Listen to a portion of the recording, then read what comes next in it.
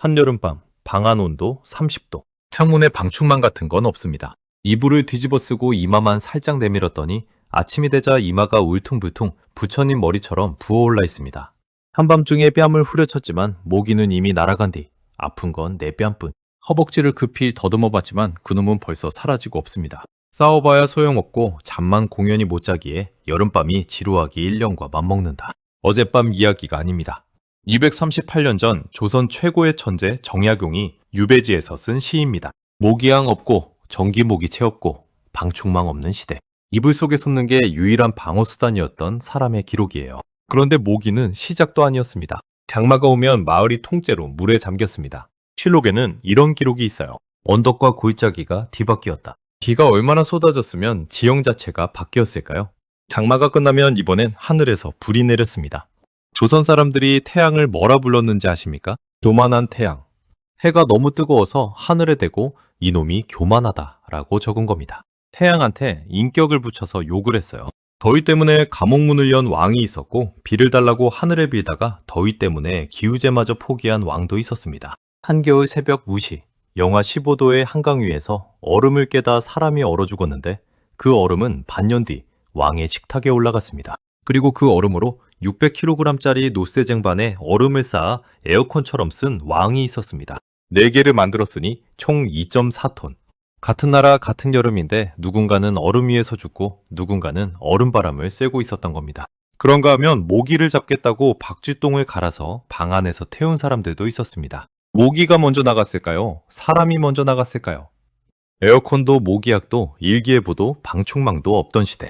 장마에 떠내려가고 폭염에 쓰러지고 모기에 뜯기면서도 이 사람들은 500년을 버텼습니다. 참은 걸까? 피한 걸까? 아니면 우리가 모르는 무언가가 있었던 걸까? 지금부터 그 이야기를 하나씩 열어보겠습니다.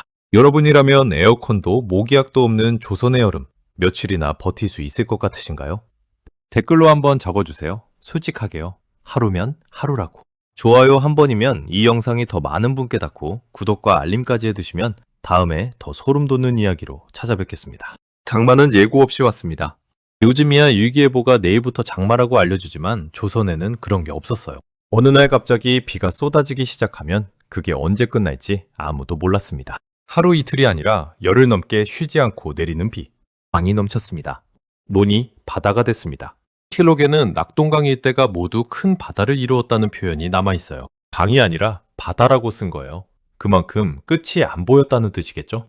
집이 통째로 떠내려갔습니다. 가족을 구하려고 물에 뛰어든 아버지가 함께 휩쓸렸고 그 아버지를 구하려던 할머니까지 빠졌습니다. 현종실록에 기록된 실화입니다. 한 가족 3대가 같은 날 물에 잠겼어요. 1661년 현종 2년 정상자도에 큰 물이 져서 120여 채의 집이 물에 잠기고 70명이 넘는 사람이 목숨을 잃었습니다. 실록에는 언덕과 골짜기가 뒤바뀌고 개천의 물길이 달라졌으며 농토가 쓸려나갔다고 적혀 있습니다. 언덕과 골짜기가 뒤바뀌었다는 건 지형 자체가 바뀔 만큼의 물폭탄이 떨어졌다는 뜻이에요. 이건 한 지역 기록입니다. 전국 단위로 보면 한 번의 홍수에 수천 명이 사망한 기록도 남아 있습니다. 왕은 이 가족에게 정문을 세워줬습니다. 효성을 기리는 붉은 문인데 읽는 사람 입장에선 기리기보다 안타까움이 먼저 올 수밖에 없는 이야기입니다. 그런데 더 무서운 건 장마가 끝난 뒤였습니다. 비가 그치면 그때부터 태양이 모든 걸 말려버렸거든요. 1567년 명종 22년 실록을 보면 이런 문장이 나옵니다. 사나운 폭염이 갈수록 혹심해져 토맥이 말라 파종이 이미 시기를 놓쳤습니다. 비근이 덮친다면 수많은 시체가 부덩이를 메우는 참상을 차마 말할 수 없을 것입니다. 시체가 구덩이를 메운다. 관리가 왕에게 올리는 공식 문서에 이런 표현이 들어간다는 건 이게 과장이 아니라 실제로 일어날 수 있는 일이었다는 뜻이겠죠. 지금이야 폭염이면 에어컨 세게 틀고 아이스 아메리카노 한 잔 더 시키는 걸로 끝나지만 조선에서 폭염은 곧 가뭄이었고 가뭄은 곧 흉작이었고 흉작은 곧 기아였습니다. 더위 하나에 나라 경제가 통째로 흔들리는 구조였던 거예요. 조선 사람들은 그 태양을 교양, 교만한 태양이라 불렀고 더 심하면 폭양, 난폭한 태양이라 적었습니다. 태양한테 성격을 붙여서 욕한 겁니다. 얼마나 더웠냐면 논바닥이 갈라졌습니다. 강바닥이 드러났습니다. 관리가 올린 보고서에는 이런 말이 있어요. 농사가 이미 글렀으니 올해는 희망이 없습니다. 한 줄짜리 문장인데 이 안에 수만 명의 굶주림이 담겨 있었던 겁니다. 왕은 하늘에 빌었습니다. 비를 달라고. 조선 500년 동안 기우제를 지는 횟수가 1000회가 넘습니다. 단순하게 나누면 평균 3, 4개월에 한 번꼴로 왕이 직접 하늘에 비를 빈 셈이에요. 왕이 직접 제단에 올라 무릎을 꿇은 적도 있었어요. 1년에 서너 번은 왕이 종묘 앞에, 사직단 앞에, 한강 앞에 서서 하늘을 올려다보며 비를 내려달라고 빌었다는 겁니다. 이걸 미신이라고 웃어넘기기 전에 한 가지만 생각해보죠. TV가 없습니다.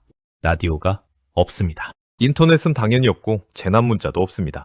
이 상황에서 왕이 나는 이 상황을 알고 있고 내가 해결하겠다는 메시지를 백성에게 전달할 수 있는 방법이 뭐였을까요? 종묘 앞에 나가서 하늘에 비는 겁니다. 그 소식이 입에서 입으로 퍼지는 것 자체가 조선판 재난방송이었을 수 있습니다. 영조는 기우제에 참석하려다 이런 말을 남겼습니다. 백관은 그래도 나무 그늘에 갈 수 있지만 군병들은 뜨거운 태양 아래 노천에 서 있어야 하니 이것이 가엾다. 기우제마저 더위 때문에 포기한 거예요. 기달라고 빌려나가야 하는데 빌려나가는 것 자체가 더위 때문에 위험한 상황. 이 모순이 조선의 여름이었습니다. 태종은 더 극단적이었습니다. 가뭄이 계속되자 배전에 나가 정사를 듣지 않고 날마다 스스로 반성하는 시간을 가졌다고 실록에 적혀 있어요. 이 가뭄은 내 탓이다. 왕이 자기 잘못이라고 선언한 겁니다. 물론 왕이 반성한다고 비가 오진 않습니다. 하지만 빌어도 안 되면 세금을 줄이고 부역을 면제하고 감옥문을 열었습니다. 조선이 여름을 상대하는 방식은 이랬습니다. 하늘에 비고 안 되면 사람을 살리는 쪽으로 움직인 겁니다. 그래도 비가 안 올 때는 왕이 수라상 반찬수를 줄였습니다. 내가 잘못해서 하늘이 노한 것이라면서요. 지금 기준으로 보면 황당하지만 그 시대에 왕이 밥상을 줄인다는 건 나라가 한계 상황이라는 공식 선언과 같았습니다. 장마에 한 번, 폭염에 한 번, 여름은 조선을 2번 때렸습니다. 밤이 되면 진짜 전쟁이 시작됐습니다. 모기입니다. 훨씬 작지만 훨씬 끈질긴 적. 에어컨은커녕 선풍기도 없으니 여름밤에는 문을 열어둘 수밖에 없었어요. 열어두면 바람이 들어오는 게 아니라 모기가 들어왔습니다. 지금이야 전기모기채 한 번 휘두르면 3초에 끝나는 일인데 이걸 뒤집어서 생각하면 좀 끔찍합니다. 전기모기채가 없는 거예요. 조선 사람들은 어떻게 막았을까요? 방법이 꽤 다양한데 지금 기준으로 보면 처절합니다. 홍만선이 쓴 생활백과사전, 산림경제를 보면 이런 방법들이 나옵니다. 요즘으로 치면 생활의 달인 백과사전 같은 건데 여기 나오는 모기 퇴치법이 장난이 아닙니다. 쑥을 말려서 태우는 건 기본이었고 고추씨를 불에 올려 연기를 피우기도 했어요. 귤 껍질을 말려서 태우는 방법도 있었습니다. 좀 그럴듯하죠? 시트러스 향이 모기를 쫓는다는 건 현대 과학으로도 증명된 거니까요. 그런데 여기서부터 좀 과격해집니다. 박쥐똥을 갈아서 방 안에서 태웠습니다. 냄새가 어땠을지는 상상에 맡기겠습니다. 뱀장어를 잘라서 연기를 내는 방법도 있었어요. 지금 생각하면 모기 쫓겠다고 사람이 먼저 나가는 구조인데 그때는 이게 진지한 생존 기술이었습니다. 그래도 안 되면 물리적으로 막았습니다. 모기장이에요. 다만 모기장은 아무나 쓸 수 없었습니다. 천이 귀했거든요. 관방가에서나 겨우 쓸 수 있었고 일반 백성은 그냥 맞고 자는 수밖에 없었어요. 이불을 뒤집어 쓰면 모기는 막히지만 더위에 잠을 잘 수가 없었습니다. 모기를 막으면 더위에 죽고 더위를 피하면 모기에 뜯기는 양자택일의 밤이었던 거예요. 이 고통은 신분을 가리지 않았습니다. 정약용은 유배지에서 모기에 시달리다 시를 썼고 왕도 예외가 아니었습니다. 정조는 아예 시 제목을 증문, 모기를 미워하다라고 붙였어요. 맹호가 울 밑에서 으르렁대도 나는 코 골며 잠잘 수 있고 긴 뱀이 처마 끝에 걸려 있어도 누워서 꿍틀대는 꼴 볼 수 있지만 모기 한 마리 웩 하고 귓가에 들려오면 기가 질려 속이 타고 간담이 서늘하구나. 호랑이는 참겠는데 모기는 못 참겠다. 이어지는 구절이 더 걸작입니다. 이불을 덮어쓰고 이마만 내놓으면 어느새 울퉁불퉁 호기도다 부처님 머리처럼 돼버리고 제 뺨을 제가 쳐도 허치기 일수이며 넓적다리 급히 만져도 그는 이미 가고 없어. 한여름에 이불을 뒤집어 쓴 거예요. 더워 죽겠는데 모기가 무서워서 이불 속에 숨었는데 이마만 내밀었더니 이마가 부처님 머리가 돼버렸다. 뺨을 때려봤자 모기는 이미 날아가고 내 뺨만 아프고 허벅지를 더듬어 봤지만 그놈은 벌써 사라진 뒤. 1138년 전 사람이 쓴 글인데 마치 어젯밤 우리 방에서 일어난 일 같지 않습니까? 그런데 이 시에는 단순한 짜증 너머에 충의가 하나 더 있습니다. 마지막 부분에서 정약용의 목소리가 바뀝니다. 생각하면 그 옛날에는 집 앞에 소나무와 백학이 줄 서 있고 6월에도 파리마저 꼼짝을 못했기에 대자리에서 편히 쉬며 매미 소리 들었는데 지금은 흙바닥에 볏집 깔고 사는 신세. 내가 너를 부른 거지 네 탓이 아니로다. 유배전에는 좋은 집에서 벌레 한 마리 없이 살았다. 지금 이 초라한 유배지에 모기가 들끄는 건 모기 탓이 아니라 이 꼴이 된 자기 신세의 탓이라는 겁니다. 모기를 저주하다가 결국 자기 인생을 돌아보는 순간 조선에서 가장 머리 좋은 사람도 여름밤 모기 앞에서는 이불 뒤집어 쓰고 자기 뺨치는 우리와 똑같은 사람이었고, 동시에 그 안에서 자기 삶을 되짚을 줄도 알았다는 것. 이 두 가지가 한 편의 시 안에 같이 들어 있습니다. 그런데 정조는 이 시에서 슬쩍 방향을 틀어요. 세상의 많은 식객들 끊임없이 왱왱대며 권세가에 들락거리는 것은 또 무슨 마음인가? 모기를 욕하다가 갑자기 정치풍자를 한 겁니다. 밤새 잠 못 자면서 모기를 때리다 보니 자기한테 붙어서 이득을 빨아먹는 신하들이 떠오른 거예요. 모기 한 마리에서 정치 비판까지. 조선 사람들에게 모기는 단순한 벌레가 아니라 여름밤의 원수였던 셈입니다. 그리고 이 전쟁에서 완전히 이긴 사람은 500년 동안 아무도 없었습니다. 지금 에어컨 바람 아래서 전기모기채 충전하고 있는 이 순간이 갑자기 좀 다르게 느껴지지 않습니까? 모기가 밤의 적이었다면 낮의 적은 하나였습니다. 더위. 선풍기도 에어컨도 없는 세계에서 여름을 버티는 가장 확실한 무기는 얼음이었습니다. 그런데 냉동고가 없는 시대에 얼음을 어떻게 여름까지 보관했을까요? 답은 겨울 한강이 있었습니다. 한여름이 아니라 한겨울, 반년 전에 미리 준비해둔 겁니다. 매년 음력 12월에서 1월 사이 한강이 꽁꽁 얼면 장빈군이라 불리는 사람들이 출동했어요. 새벽 유시부터 해 뜨기 전까지. 이 시간대를 머릿속에 그려보시면 됩니다. 해가 뜨면 얼음 표면이 녹기 시작하거든요. 영하 15도 한강 위에서 톱과 도끼로 얼음을 잘라냈습니다. 두께가 내치 약 12cm 이상이어야 쓸 수 있었어요. 손에는 도끼와 톱, 입에서 나오는 숨이 하얗게 얼어붙고 발밑의 얼음은 도끼질할 때마다 갈라지는 소리를 냅니다. 강변 여기저기에 모닥불이 띄엄띄엄 타고 있는데 추위를 녹이려는 게 아니라 동상에 걸리거나 쓰러진 사람을 살리려고 피워놓은 겁니다. 의원이 현장에 배치되고 약이 준비돼 있었다는 기록이 있어요. 그래도 얼어 죽는 사람이 나왔습니다. 작업이 끝나면 술과 생선이 지급됐다는 기록이 남아있어요. 술 830병, 생선 1650마리, 세종실록에 적힌 숫자입니다. 보상이라고는 하지만 동상과 추위로 목숨을 걸었던 노동의 대가치고는 초라해 보입니다. 이 모든 건 반년 뒤 한여름 왕의 식탁에 얼음 한 덩이를 올리기 위한 작업이었습니다. 성현이라는 학자가 쓴 용제총화에 재미있는 기록이 있습니다. 각 관청의 관원들이 서로 다투어 잘하려고 했었다. 군인들도 많이 참여했지만 일을 잘하지 못해 촌민들이 얼음을 채취하여 군인들에게 팔았다. 관청끼리 실적 경쟁을 하고 군인보다 동네 주민이 일을 더 잘해서 아예 프리랜서처럼 얼음을 깨서 파는 시장이 만들어진 겁니다. 500년 전 한강 얼음판에서 벌써 외주 경제가 돌아가고 있었다는 게 좀 놀랍습니다.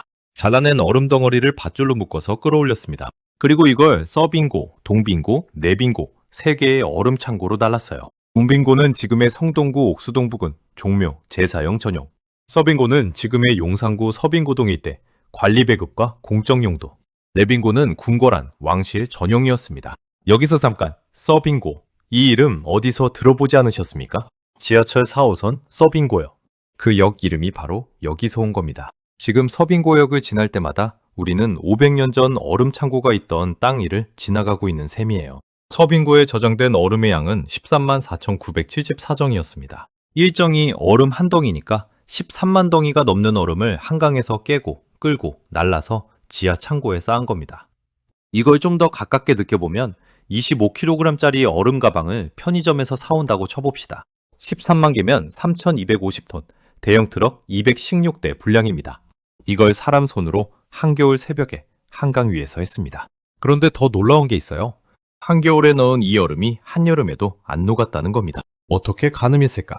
경주에 남아있는 석빙고를 보면 답이 나옵니다. 내부 크기가 길이 14m, 폭 6m, 높이 5.4m. 요즘 원룸 3개를 나란히 붙인 정도의 공간을 땅속 깊이 파들어가서 화강암을 무지개 모양으로 쌓아 올린 반지하 구조입니다. 입구는 일부러 좁게 만들었어요. 바깥 공기가 최대한 안 들어오게. 땅을 깊이 파고 돌벽을 쌓았는데 천장에 환기구를 3개 뚫어놨어요. 찬 공기는 아래로 가라앉고 더운 공기는 위로 빠지는 원리입니다. 바닥은 비스듬하게 만들어서 녹음물이 자연스럽게 흘러나가도록 설계했어요. 거기에 갈대와 볏짚을 사방에 깔아 단열재로 사용했어요.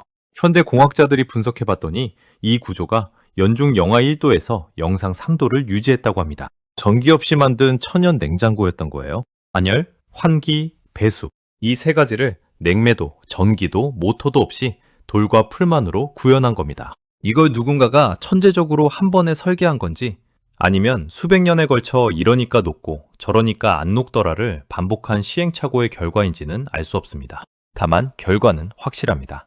겨울에 넣은 얼음이 이듬해 10월까지 버텼습니다.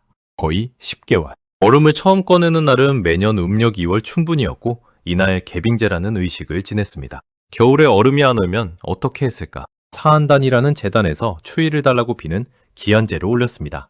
비가 안 오면 기우제, 추위가 안 오면 기한제. 이 나라는 여름에 나기 위해 겨울부터 하늘에 빌어야 했던 겁니다. 영조는 기한제를 지낸 뒤 한강이 꽁꽁 얼자 제사 담당자들에게 상을 내렸다는 기록까지 있습니다. 그런데 조선 후기로 가면 재미있는 변화가 나타납니다. 인구가 서울로 몰리면서 얼음 수요가 폭발한 거예요. 관영 빙고만으로는 도저히 감당이 안 됐습니다. 18세기에 이르면 한강 근처에 사설 빙고가 30곳이 넘게 생깁니다. 개인이 얼음을 캐서 저장하고 어물전이나 정육점에 팔아 돈을 벌었습니다. 이 사업이 얼마나 짭짤했냐면 상업을 천시하던 양반들까지 뛰어들었다는 기록이 있을 정도예요. 양반이 장사를 한다는 건 조선에서 거의 금기에 가까운 일이었는데 그 금기를 깰 만큼 얼음 장사가 돈이 됐다는 뜻이죠. 500년 전 한강변에서 새벽에 물건 확보해 당일 배송하는 구조, 냉장분류 스타트업의 원조가 여기 있었습니다. 같은 해, 같은 폭염 아래에서 왕과 백성의 여름은 완전히 달랐습니다. 왕시에부터 보겠습니다. 중국 황제가 여름별궁 이화원을 짓고 러시아 차르가 여름궁전에서 지낸 것과는 다릅니다. 조선의 왕에게 피서라는 단어 자체가 사치였어요. 대신 궁궐안에서 해결했습니다. 경복궁 정예로 연못 위에 떠있는 누각에서 물 위의 바람이 천연 에어컨 역할을 했고 창덕궁 후원은 계곡과 숲으로 둘러싸여 한여름에도 서늘했습니다. 거기서 뭘 했냐? 안호에 받은 부채 붙이면서 얼음물에 담가놓은 수박이랑 참외 먹은 겁니다. 솔직히 이 정도면 지금 기준으로 소풍 수준이에요. 부대 성종은 여름이면 찬물에 밥을 말아 먹었습니다. 지금으로 치면 냉국에 밥 말아 먹는 거랑 비슷한데 그 물이 빙고에서 꺼낸 얼음물이었어요. 21대 영조는 미숫가루를 찬물에 타서 마셨습니다. 요즘 카페에서 파는 미숫가루 음료의 원조가 조선 궁궐이었던 셈이에요. 22대 정조는 더 극단적이에요. 더위를 피해 서늘한 곳만 찾아다니면 만족할 때가 있겠는가? 참고 견디면 여기가 서늘한 곳이니라. 다른 왕들은 부채를 붙이고 수박을 먹었는데 이 왕은 철학으로 더위를 이기겠다고 한 겁니다. 여기가 서늘한 곳이니라. 왕이라 가능한 마인드 컨트롤인지 도를 넘은 강심장인지 판단이 안 됩니다. 그런데 연산군은 차원이 달랐습니다. 600kg짜리 노쇠 쟁반을 만들게 하고 거기에 빙고 얼음을 산처럼 쌓았어요. 이걸 방 4귀퉁이에 하나씩 놓으면 찬바람이 흘렀습니다. 지금으로 치면 거실에 업소용 에어컨 4대를 튼 거예요. 총 2.4톤의 얼음으로요. 같은 시각 한강변 마을에서는 장마에 집이 떠내려간 백성이 맨몸으로 진흙을 퍼내고 있었습니다. 같은 나라, 같은 여름인데 세계가 완전히 갈렸던 겁니다. 서민에게 얼음은 구경조차 어려운 물건이었어요. 딩고의 얼음은 왕실, 고위관료, 종묘 제사용으로만 배분됐거든요. 관리들에게는 빙표라는 일종의 얼음 쿠폰이 지급됐습니다. 품계에 따라 받을 수 있는 양이 정해져 있었고 일반 백성은 대상이 아니었어요. 그러니 서민의 여름은 몸으로 버티는 수밖에 없었습니다. 부채 하나가 그 시절 에어컨이자 선풍기였어요. 안호가 되면 임금이 신하들에게 부채를 선물했는데 이건 올여름도 잘 버텨라는 뜻이었습니다. 받는 쪽에서도 그 의미를 알았을 겁니다. 이 부채 하나로 석 달을 버텨야 한다는 거예요. 조선 사람들이 여름을 그저 참기만 한 건 아니었습니다. 더위 속에서 나름의 즐거움을 찾는 방법도 있었어요. 가장 대표적인 게 탁족입니다. 계곡에 가서 발에 담그는 건데 선비들 사이에서는 여름 최고의 풍류로 통했어요. 그냥 발 담그고 끝이 아니라 실을 짓고 바둑을 두고 술을 마셨습니다. 발은 차갑게, 머리는 뜨겁게 묘한 조합이지만 이게 조선 선비의 여름 휴가였던 거예요. 전부 자연 안에서 찾은 방법들입니다. 이게 그 시대의 서늘함이었던 거예요.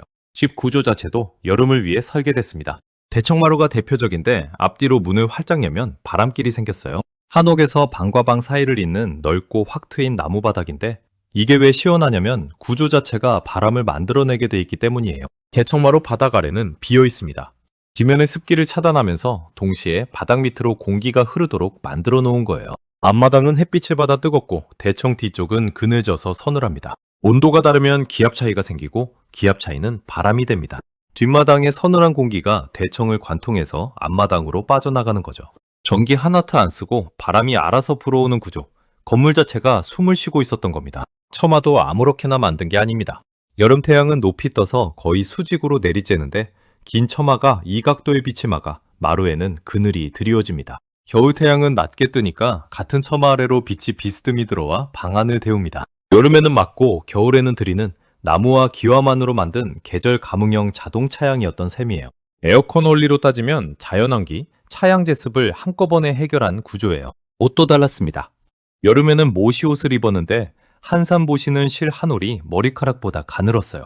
올이 가늘고 성글어서 바람이 그대로 옷을 뚫고 지나갑니다. 물에 젖어도 금방 마르고 맨살에 닿으면 서늘한 느낌이 들 정도로 열을 빠르게 빼앗겨요. 지금 아웃도어 브랜드에서 파는 기능성 쿨링 원단이 하는 일을 500년 전 손으로 짠 모시가 이미 하고 있었습니다. 충남 서천 한산면에서 만든 한산 모시는 최상급이었어요.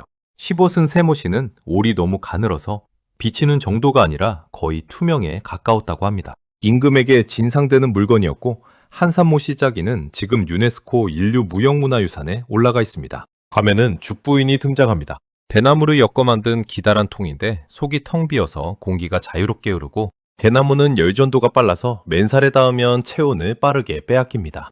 대자리를 깔고 죽부인을 안으면 등과 팔 사이사이에 바람이 통했습니다. 이름이 죽부인 대나무 안에입니다. 여름밤에 진짜 사람 옆에 누우면 더우니까 차가운 대나무를 안고 잤다는 뜻이에요. 조선의 왕들이 여름에 얼음바람이나 쐬면서 놀기만 한 건 아니었습니다. 적어도 기록에 남은 왕들은 백성의 여름을 자기 책임으로 여겼어요. 세종은 1434년 폭염이 계속되자 빙고의 얼음을 일반 백성에게 나눠주라고 명했습니다. 특히 열병에 걸린 환자들에게 우선 지급하라는 지시였어요. 왕실 전용이던 얼음이 백성의 약이 된 순간이었습니다. 이건 단순한 시해가 아니라 공공의료의 원형에 가까운 조치였어요. 정조는 수원 화성을 지을 때 한여름 공사에 투입된 인부들이 쓰러지자 척서단이라는 해열약을 만들어 돌렸습니다. 한 번에 4,000첩을 지어서 현장에 배포했어요. 단순히 열심히 해라가 아니라 안 쓰러지게 해줄 테니 일해라 였던 겁니다. 현장 노동자에게 약을 지급한 왕.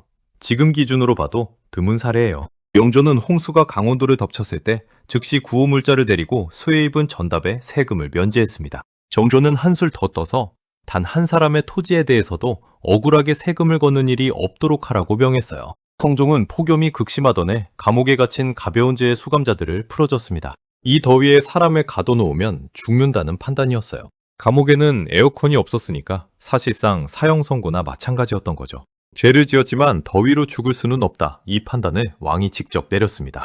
이렇게 보면 조선의 여름은 왕의 능력 시험이기도 했습니다. 폭염에 어떻게 대응했는지가 실록에 고스란히 기록됐으니 후대가 다 지켜보고 있었던 셈이에요. 에어컨 리모컨 하나면 끝나는 여름. 우리는 그런 시대에 살고 있습니다. 그런데 500년 전 사람들은 모기에 뜯기고 장마에 떠내려가고 폭염에 쓰러지면서도 여름을 건넜습니다. 왕은 얼음을 나눴고 의관은 약을 지었고 장빈군은 한강에서 얼음을 깼어요. 선비는 계곡에서 발을 담갔고 어머니는 쑥을 태워 모기를 쫓았고 아이는 죽부인을 안고 잠들었습니다. 거창한 기술이 없었습니다. 대신 서로의 여름을 견디게 해주는 구조가 있었어요. 어쩌면 그것이 에어컨보다 먼저 만들어진 이 땅의 가장 오래된 여름 생존 시스템이었는지도 모릅니다. 그리고 그 시스템의 흔적은 아직 남아있어요.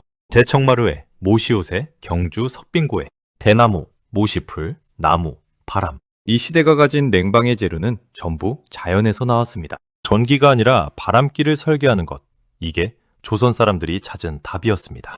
이걸 가장 아름답게 정리한 사람이 정약용이에요. 모기에게 저주를 퍼부었던 바로 그 사람이 63세가 되던 1824년에 소서팔사라는 시를 씁니다. 더위를 식히는 8가지 소나무 숲에서 활쏘기, 홱나무 그늘에서 그네 타기, 빈 누각에서 투어놀이, 시원한 대자리에서 바둑두기, 서쪽 연못의 연꽃 감상, 동쪽 숲에서 매미 소리 듣기, 비오는 날 시읍기, 달밤에 물가에서 발 담그기.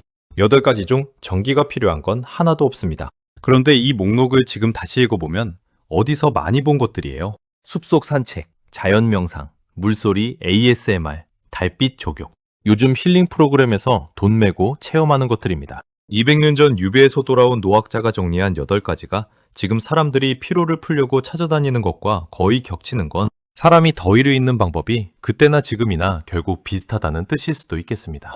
도입부에서 던진 질문으로 돌아가 보겠습니다. 에어컨도 모기약도 일기예보도 없이 이 사람들은 여름을 어떻게 살아냈을까? 모기가 오면 쑥을 태우고 안 되면 박쥐똥까지 갈아서 피웠습니다. 그래도 안 되면 이불 뒤집어 쓰고 자기 뺨을 치면서 버텼습니다. 더위가 오면 대청마루에 앉아 바람이 부는 방향을 설계한 집에서 숨을 고르고 모시옷을 입고 죽부인을 안고 잤습니다. 왕은 찬물에 밥을 말아 먹었고 어떤 왕은 얼음 2.4톤을 동원했고 또 어떤 왕은 참는 것 자체가 피서라고 선언했습니다. 한겨울 새벽 한강에서 사람들이 목숨을 걸고 깬 얼음이 반년 뒤 석빙고에서 나와 왕의 식탁에 올랐습니다. 장마가 지면 마을이 잠기고 비가 안 오면 왕이 종묘 앞에 서서 하늘에 빌었습니다. 더위에 사람이 쓰러지면 약 4,000정을 만들어 보냈고 감옥이 너무 더우면 문을 열었습니다. 이 모든 것이 에어컨 한 대 없이 벌어진 일입니다. 한 문장으로 줄이면 이렇습니다. 혼자 버틴 게 아니라 각자의 자리에서 버텼습니다. 왕은 제도를 만들고 장빈군은 얼음을 깨고 학자는 약을 처방하고 장인은 모시를 짜고 백성은 쑥을 태웠습니다. 한 사람이 여름을 이긴 게 아니라 모든 사람이 각자의 방식으로 여름 한 조각씩을 감당한 결과가 모여서 500번의 여름을 통과한 겁니다. 그 흔적은 지금도 남아 있습니다. 서천 한산에서는 지금도 할머니들이 모시를 짜고 있고 계곡에 가서 바위에 걸터 앉아 발에 담그는 풍경은 조선시대 탁조 그림과 한 장면도 다르지 않습니다. 500년이 지났는데 바뀐 건 에어컨이 생긴 거고 안 바뀐 건 여름이 덥다는 것과 모기가 여전히 귓가에서 윙윙거린다는 겁니다. 오늘 이 영상 한 가지만 기억에 남는 게 있다면 그걸 댓글에 써주세요. 박쥐똥이든 교만한 태양이든 2.4톤짜리 얼음 에어컨이든 뭐든 좋습니다. 500년 전 사람들이 여름을 버틴 방식을 알고 나니 올여름 에어컨 리모컨이 좀 다르게 느껴지지 않으시나요? 그 느낌이 진짜라면 좋아요와 구독 한번 눌러주세요. 여러분이라면 에어컨도 모기약도 없는 조선의 여름 며칠이나 버틸 수 있을 것 같으신가요? 혹은 이번 여름 어떻게 버팅 예정이신지 댓글 한 줄 부탁드려요.